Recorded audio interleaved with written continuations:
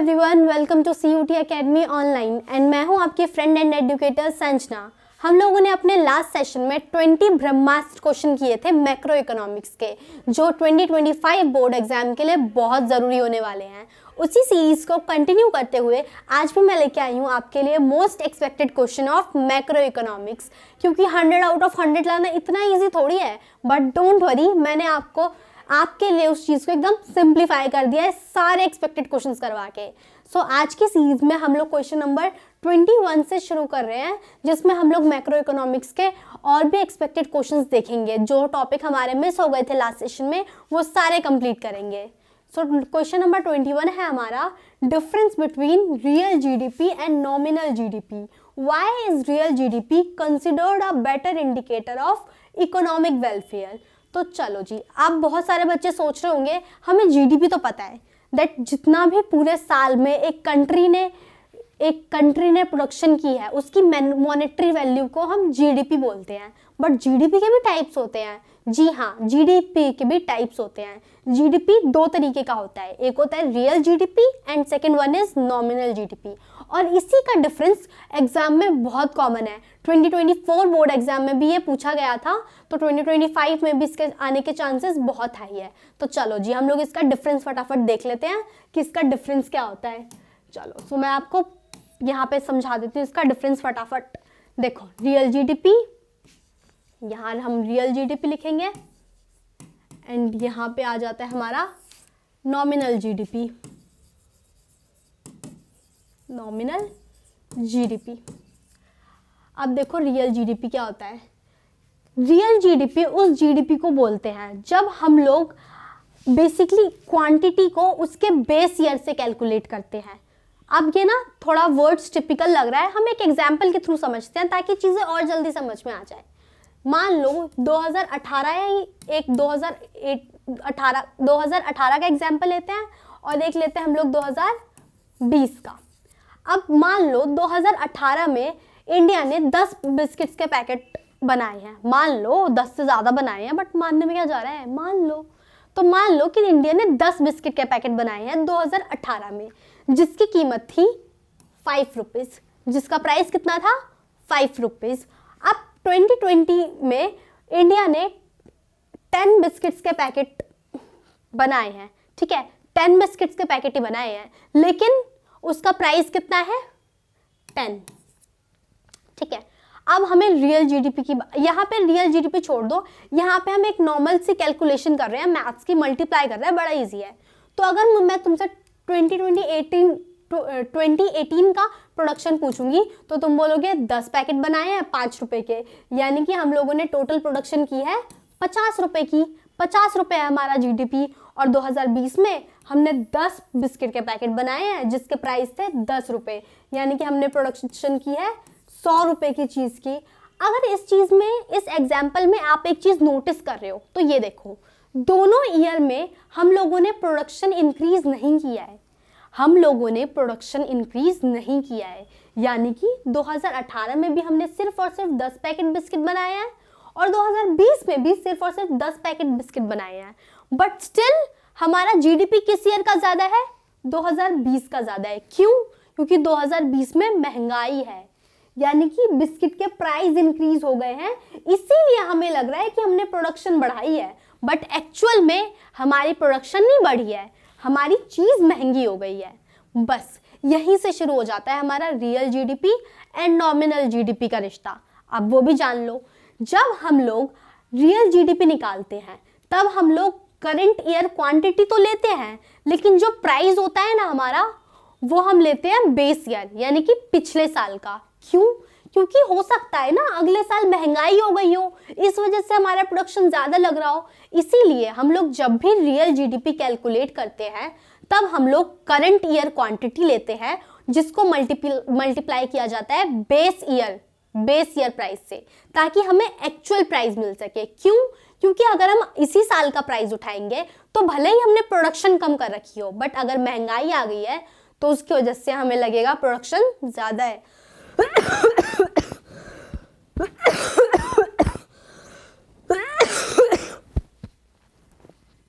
But उसकी वजह से हमें लगेगा प्रोडक्शन ज़्यादा है। तो हमें इस चीज़ से बचना होता है। तो हमने ये रियल जीडीपी समझ लिया कि रियल जीडीपी क्या होता है।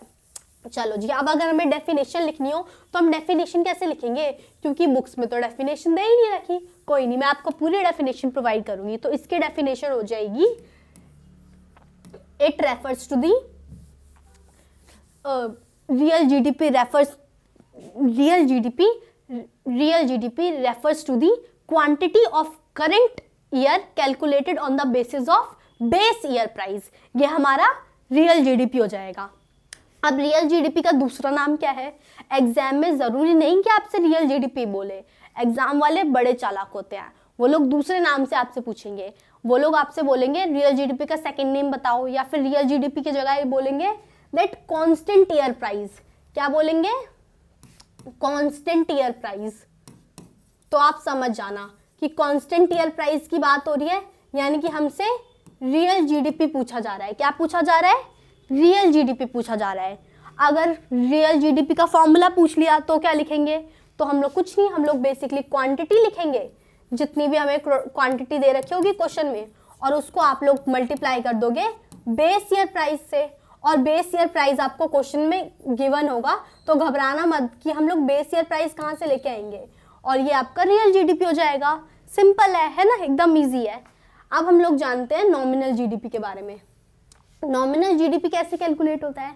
देखो, रियल जीडीपी में हम लोग बेस ईयर लेके चलते हैं, यानी कि पिछले साल का प्राइस लेते हैं और इस साल का क्वांटिटी लेते हैं। नॉमिनल जीडीपी में हम लोग इसका उल्टा कर देते हैं। उल्टा in the sense, nominal GDP में हम लोग इस साल की ही क्वांटिटी लेंगे और इसी साल का प्राइस लेंगे। इसी साल की क्वांटिटी एंड इसी साल का प्राइस, यानी कि 2020 में अगर हम लोगों ने 10 पैकेट बिस्किट बनाए हैं और उसकी कीमत 10 रुपये है, तो हम लोग बिस्किट भी 10 ले रहे हैं प्लस हम लोग इसी साल की प्राइस ले रहे हैं, तो हमारा प्रोडक्शन कितने का हो जाएगा? 100 रुपये का हो जाएगा। इसी को हम बोलेंगे नॉमिनल प्राइस। अब नॉमिनल प्राइस का दूसरा नाम क्या होता है? नॉमिनल प्राइस का दूसरा नाम होता है करंट ईयर प्राइस। क्या होता है? Current year price. तो ये चीजें आपको याद रखनी है, 1 मार्कर के लिए बहुत इंपॉर्टेंट है। बहुत सारे बच्चे 1 मार्कर के लिए सोचते हैं स्कूल वाले बता देंगे, एग्जाम में कुछ ना कुछ तो जुगाड़ बैठ ही जाएगा, बट ऐसे होता नहीं है। ठीक है, तुम लोग जो भरोसे में बैठे हो ना, कोई बता देगा, एग्जाम टाइम में कोई बताने नहीं आता।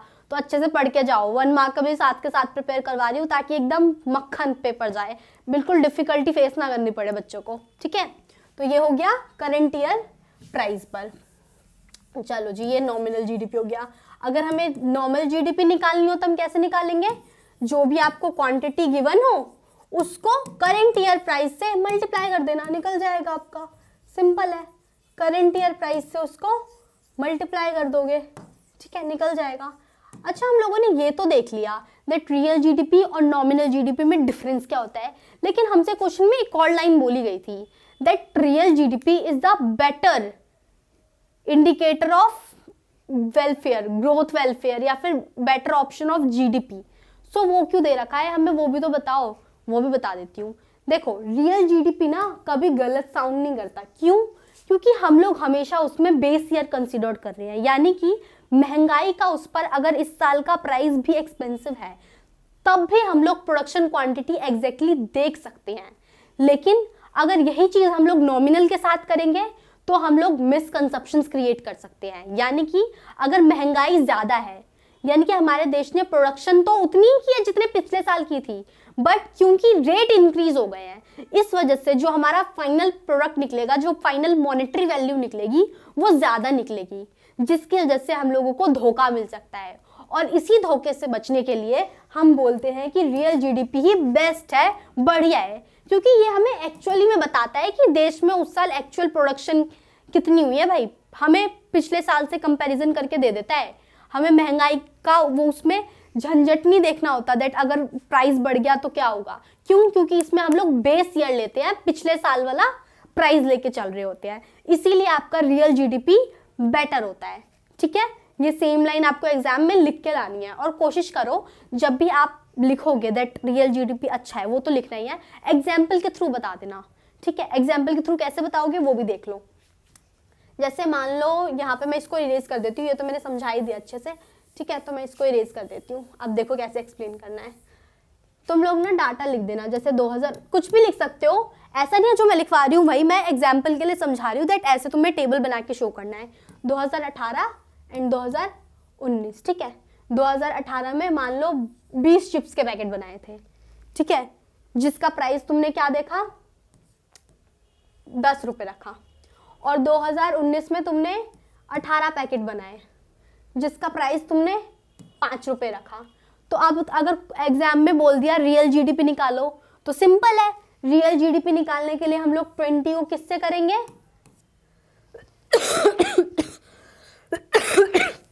बताओ, अगर एग्जाम में क्वेश्चन आया कि 2019 का जो डाटा आपको दे रखा है उसको देखते हुए रियल जीडीपी निकालो, तो कैसे निकालोगे? सिंपल है, 2019 में 18 पैकेट चिप्स बनाए हैं, उसको मल्टीप्लाई कर देंगे बेस ईयर से, यानी कि पिछले साल के प्राइस से, यानी कि 10 से इसको मल्टीप्लाई कर देंगे, 180 आ जाएगा।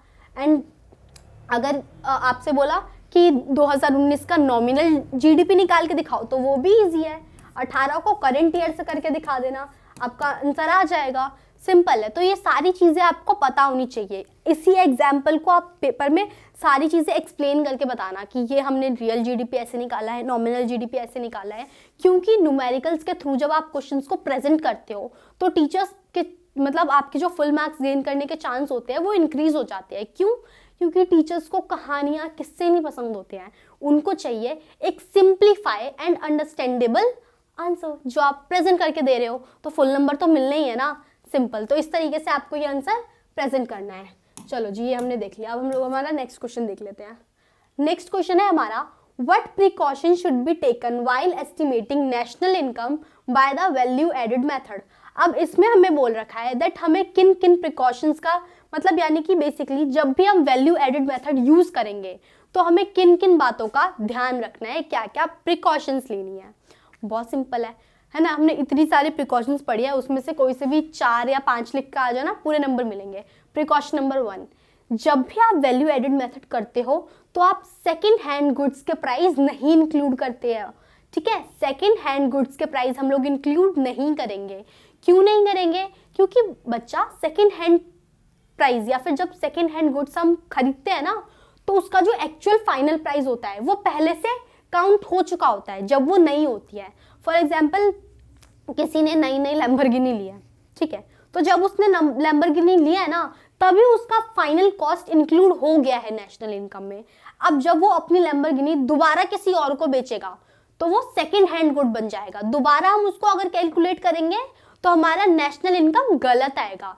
इसीलिए हम लोग सेकंड हैंड गुड्स की प्राइस को इंक्लूड नहीं करते हैं। अब यहाँ पे सेकंड पॉइंट ध्यान से सुनो, लेकिन हम लोग सेकंड हैंड गुड्स पर जो कमीशन होता है उसको नेशनल इनकम में ज़रूर इंक्लूड करते हैं। अब कमीशन इन द सेंस, अब देखो हम लोगों को मान लो कोई गाड़ी लेनी है या फिर कोई चीज़ लेनी है, सेकंड हैंड गुड लेनी है, तो हम बेसिकली ब्रोकर के पास जाते हैं ना, दैट हमें ये चीज़ चाहिए, सेकंड हैंड गुड मिल जाएगी तो अच्छा है, तो वो कमीशन लेता है दैट ठीक है मैं तुम्हें सेकंड हैंड कार दिला दूंगा, लेकिन बदले में 5,000 6,000 का कमीशन मेरा है। तो यहाँ पे जो कमीशन है ना वो आपका नेशनल इनकम में इंक्लूड होगा, यानी कि सेकंड हैंड गुड्स की वैल्यू इंक्लूड नहीं होगी, लेकिन सेकंड हैंड गुड्स पर जो कमीशन ले रहा है ब्रोकर वो इंक्लूड होगा। तो इस चीज का हमेशा ध्यान रखना जब भी आप वैल्यू एडेड मेथड करोगे, ठीक है। ये हो गया हमारा। नेक्स्ट बात करते हैं ट्रांसफर इनकम्स की। तो हम लोग ट्रांसफर इनकम कभी भी वैल्यू एडेड मेथड में इंक्लूड नहीं करते हैं। क्यों नहीं करते हैं? क्योंकि ट्रांसफर इनकम ना वो इनकम होती है जिसके लिए हमने कोई मेहनत नहीं करी होती है, यानी कि कोई प्रोडक्टिव एक्टिविटी में इनरोल नहीं होते हैं, इंक्लूडेड नहीं होते हैं। जैसे कि लॉटरी का पैसा, अब मान लो मेरी 1 करोड़ की लॉटरी लग गई, तो यार मैंने उस लॉटरी के लिए हाथ पैर थोड़ी चलाए हैं, मैंने कोई ऐसा प्रोडक्टिव एक्टिविटी थोड़ी करी है, मैंने मशीनरी थोड़ी ना चलाई है, या फिर कोई ऐसा मेहनत का काम नहीं किया है जिसकी वजह से प्रोडक्शन इंक्रीज हो कंट्री की। तो उस टाइप की चीज़ों को हम मतलब ऐसी इनकम जो बिना किसी प्रोडक्शन एक्टिविटी में एनरोल हुए इंक्लूड हुए कमाई जाती है, उस इनकम को हम बोलते हैं ट्रांसफर इनकम। और ट्रांसफर इनकम आपकी वैल्यू एडेड मेथड में कभी भी इंक्लूड नहीं होगी, इस बात का ध्यान रखना हमेशा, ठीक है। तीसरा पॉइंट हमारा ये हो गया। अब जान लेते हैं फोर्थ पॉइंट।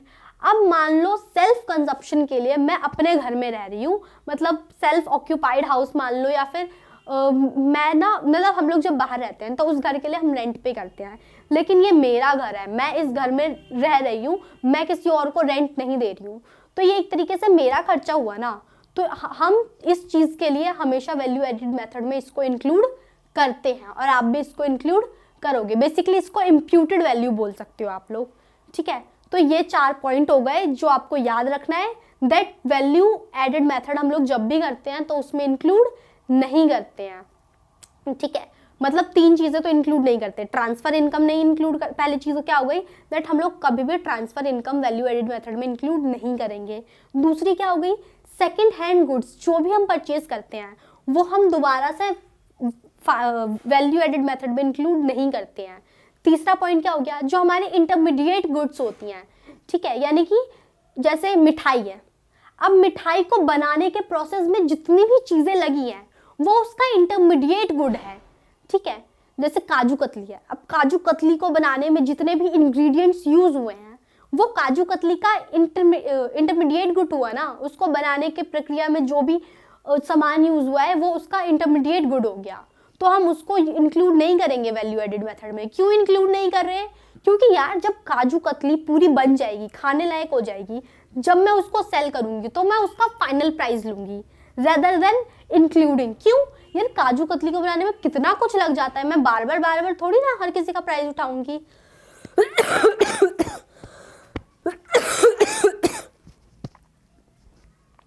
तो उसको बनाने में कितने आइटम्स यूज होते हैं, तो बार बार हर एक इंडिविजुअल आइटम का प्राइस लेने से बेटर ऑप्शन है कि मैं काजू कतली का फाइनल प्राइस ले लूं, तो मैं उसका फाइनल प्राइस लूंगी रेदर देन उसके में क्या क्या इंटरमीडिएट गुड्स यूज हो रही हैं। तो इन पॉइंट्स का आपको ध्यान रखना है। देख लो कितने सारे पॉइंट्स हो गए हमारे वैल्यू एडेड मेथड के, है ना, तो इन सारी चीज़ों का ध्यान रखना है। नेक्स्ट 4 हमारा क्या था, दैट सेकेंड हैंड गुड्स हम इंक्लूड नहीं करते, लेकिन जो सेकेंड हैंड गुड्स पर जो कमीशन लेता है, जो बेसिकली ब्रोकर होता है जो कमीशन लेता है, वो हम इंक्लूड करते हैं, क्योंकि यार वो एक प्रोडक्टिव एक्टिविटी कर रहा है ना, वो किसी को गाड़ी खरीदने में हेल्प कर रहा है तो वो अपना कमीशन लेगा, तो उसके लिए वो प्रोडक्टिव एक्टिविटी है, इसीलिए इसमें इंक्लूड हो रहा है, सिंपल है। तो ये हमारे क्वेश्चन नंबर 21 एंड 22 भी हो गए। चलो जी नेक्स्ट क्वेश्चन पे चलते हैं। नेक्स्ट क्वेश्चन है हमारा, what is devaluation and its impact on economy. बड़ा इजी क्वेश्चन है। सबसे पहले तो जान लेते हैं डीवैल्यूएशन क्या होता है। देखो डीवैल्यूएशन का मतलब होता है जब अपनी करेंसी, जब अपनी डोमेस्टिक करेंसी की वैल्यू को गिरा दी जाती है अगेंस्ट फॉरेन करेंसी। अब गिराई क्यों जाती है, इंटेंशनली गिराई जाती है ताकि हम लोग एक्सपोर्ट्स को इंक्रीज कर सके।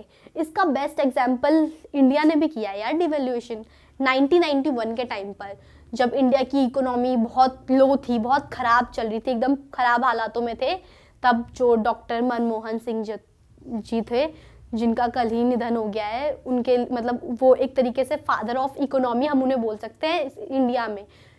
सिर्फ इंडिया में ही नहीं बल्कि बहुत फॉरेन कंट्रीज़ में भी उनका एज ए इकोनॉमिस्ट बहुत अच्छी पर्सनैलिटी थी। और 1991 में जो रिफॉर्म्स लेके आए थे डॉक्टर मनमोहन सिंह, उन्हीं की वजह से इंडियन इकोनॉमी बूस्ट कर पाई थी, है ना। उसमें एक ये भी था दैट इंडियन करेंसी डीवैल्यूएट कर दिया गया था, उसकी डीवैल्यूएशन कर दी गई थी। अब डीवैल्यूएशन करते क्यों है, यानी कि मैं अपने देश की करेंसी की वैल्यू क्यों गिराऊं अगेंस्ट फॉरेन करेंसी, है ना, मुझे तो बढ़ानी चाहिए। उसका बच्चा मेन रीज़न ये होता है कि जब भी हम लोग अपनी करेंसी की वैल्यू डीवैल्यूएट करते हैं अगेंस्ट फॉरेन करेंसी, तब जो फॉरेन कंज्यूमर्स होते हैं ना वो अट्रैक्ट होते हैं, यानी कि उनके लिए हमारे देश का सामान, हमारे देश की गुड्स एंड सर्विसेज चीप हो जाती हैं, और वो मैक्सिमम नंबर्स ऑफ मतलब जो maximum number of goods and services होते हैं वो हमारी कंट्री से खरीदना पसंद करते हैं। अब ऑब्वियस सी बात है ना ये बच्चा, दैट अगर हमारी एक्सपोर्ट अच्छी होगी, अगर फॉरेन कंट्रीज के लोग हमारे गुड्स एंड सर्विसेज को खरीदेंगे तो उसका पैसा हमारे देश में आएगा। और डीवैल्यूएशन का यही तो पर्पस होता है ना, दैट मोस्टली कंट्रीज इंटेंशनली करती है डीवैल्यूएशन। इंटेंशनली क्यों कर रही है, ताकि एक्सपोर्ट के नंबर बढ़ सके, जो उनके यहाँ की गुड्स एंड सर्विसेज है वो लोग खरीदे, ठीक है, ताकि जो एक्सपोर्ट है वो इंक्रीज हो, देश में फॉरेन करेंसी का फ्लो बढ़ जाए, तो ये सारी चीज़ें की जाती हैं। एंड 1991 में जब हमारी इकोनॉमी बहुत ख़राब थी, उस टाइम पे डॉक्टर मनमोहन सिंह अलग अलग पॉलिसीज़ लेके आए, LPG लेके आए, डीवैल्यूएशन किया, लाइसेंसिंग राज हटाया। तो ये सारी चीज़ें उन्होंने क्यों की थी? ताकि हमारे देश की इकोनॉमी में सुधार लाया जा सके, हम तरक्की कर सके, ग्रो कर सके, है ना। स्पेशल इकोनॉमिक जोन्स बनाए थे हम लोगों ने। तो इन सब का पर्पस तो यही था ना, दैट हम लोग हमारी इकोनॉमी में एक बूस्ट देख सके और एक मतलब तेजी से हम लोग ग्रो कर पाए। तो ये उसी में हम लोगों ने डीवैल्यूएशन भी करा था। तो डीवैल्यूएशन क्या होता है? जब हम लोग अपनी करेंसी की वैल्यू रिड्यूस कर देते हैं अगेंस्ट फॉरेन करेंसी, ठीक है। और इससे क्या होता है? जो हमारे एक्सपोर्ट के नंबर्स होते हैं वो इंक्रीज हो जाते हैं, बट जो इम्पोर्ट होते हैं वो रिड्यूस हो जाते हैं। इम्पोर्ट क्यों रिड्यूस हो जाते हैं? क्योंकि इम्पोर्ट जो है वो एक्सपेंसिव हो जाते हैं। हम मतलब हमारे लिए जो फॉरेन गुड्स एंड सर्विसेज होती है वो महंगी हो जाती है, हम परचेज नहीं कर पाते हैं। इस वजह से जो हमारे नंबर ऑफ इम्पोर्ट है वो रिड्यूस हो जाते हैं।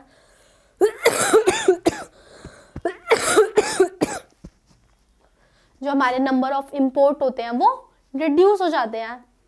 तो ये डीवैल्यूएशन होता है और ये इसका इम्पैक्ट होता है इकोनॉमी पे। सबसे पहले डीवैल्यूएशन की सुंदर सुंदर डेफिनेशन लिखना, फिर बता देना ना दैट, जैसे एक एग्जांपल दे देना दैट बिफोर डीवैल्यूएशन, कोई मतलब कोई सी भी वैल्यू आप रख सकते हो एग्जांपल के लिए।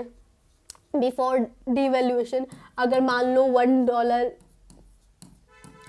बिफोर मतलब डीवैल्यूएशन से पहले अगर 80 का है तो वो डीवैल्यूएशन के बाद कितने का हो जाएगा? 93 का हो जाएगा। अब आप सोच रहे होगे दीदी ये तो बढ़ गया ना, तो इसमें हमने रिड्यूस क्या किया? देखो इसमें रिड्यूस क्या किया कि जो चीज़ अब लोग $1 में 80 रुपीज़ तक का ही सामान ले पा रहे थे, लेकिन अब लोग $1 में 90 रुपीज़ तक का सामान ले पाएंगे ना, तो ऑब्वियसली इंडियन गुड्स चीपर हो जाएंगी, तो एक्सपोर्ट के नंबर ऑटोमेटिकली इंक्रीज हो जाएंगे, बट हमारे लिए एक्सपेंसिव हो जाएगी।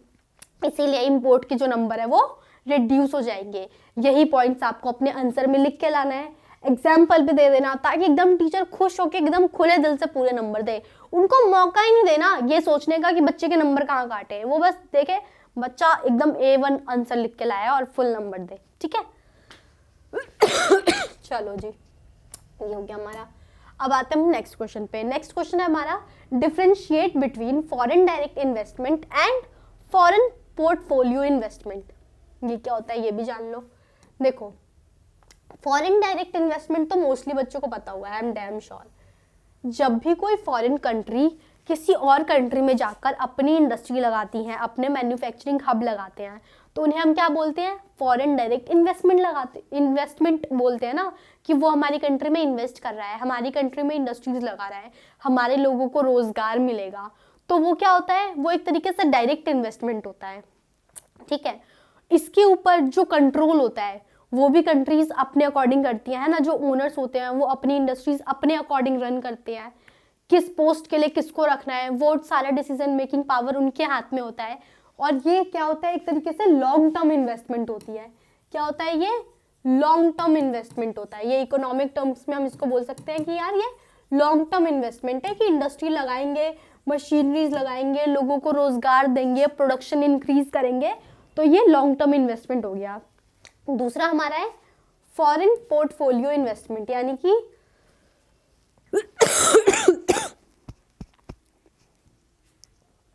दूसरा हमारा फॉरेन पोर्टफोलियो इन्वेस्टमेंट। देखो फॉरेन पोर्टफोलियो इन्वेस्टमेंट बेसिकली होता है कि जब मतलब फॉरेन कंपनीज जब किसी दूसरे कंट्री के शेयर्स, बॉन्ड्स खरीद लेती हैं, ठीक है। यानी कि उस कंट्री में खुद जाके इंडस्ट्री या फिर मैन्युफैक्चरिंग हब नहीं लगा रही है, बल्कि उस कंट्री में जो रनिंग इंडस्ट्री है या फिर जो रनिंग मैन्युफैक्चरिंग हब है उसका कुछ शेयर, उसके बॉन्ड्स खरीद लेती है लीगली, तो हम उसको बोलते हैं दैट ये फॉरेन पोर्टफोलियो इन्वेस्टमेंट है। अब इसको हम लोग इकोनॉमिक्स टर्म में शॉर्ट टर्म इन्वेस्टमेंट बोलते हैं। क्या बोलते हैं इसको? शॉर्ट टर्म इन्वेस्टमेंट बोल देते हैं इसको। क्यों? क्योंकि यार इस पर ना कंट्रोल कम होता है, इस पर कंट्रोल ज़्यादा होता है। क्यों? क्योंकि वो उस देश में अपनी इंडस्ट्रीज लगा रहे हैं, तो ऑब्वियसली वो कंट्रोल ज़्यादा कर पाएंगे ना, दैट हमारे वर्कर्स कैसे काम कर रहे हैं, हमारी कंपनी कैसे रन करेंगी। बट मान लो किसी फॉरेन कंट्री ने इंडिया की कंपनी के शेयर्स खरीदे हैं, तो वो मतलब वो अगर शेयर होल्डिंग मतलब उनकी ज़्यादा है, तो वो लोग ऑब्वियसली डिसीजन मेकिंग में इंपॉर्टेंट रोल प्ले करेंगे। बट मान लो और उनकी शेयर होल्डिंग कम है, 10% या फिर 8%, सिर्फ इतनी होल्डिंग उनकी है और बाकी सारी इंडियन कंपनी की है, तो obviously Indian company dominating role play करेंगी, वो अपने रूल्स एंड रेगुलेशन ज़्यादा चला पाएंगी रेदर देन जिस कंपनी ने शेयर्स या फिर बॉन्ड्स खरीदे हैं। इसीलिए हम लोग इसको बोलते हैं short term investment, portfolio investment को।